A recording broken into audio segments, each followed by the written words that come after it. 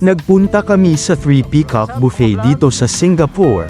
Bumungad kaagad sa amin sa dami ng tao dito at ang amoy ng usok.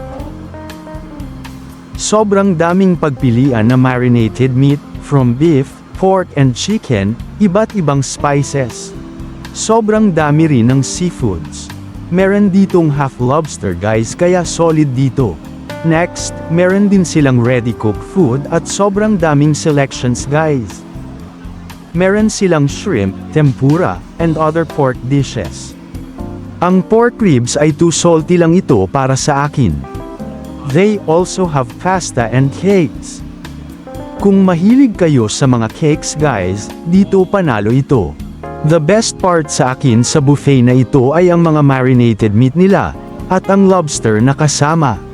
Overall, sobrang sulit ang experience and highly recommended sa hindi pa nakaka-try.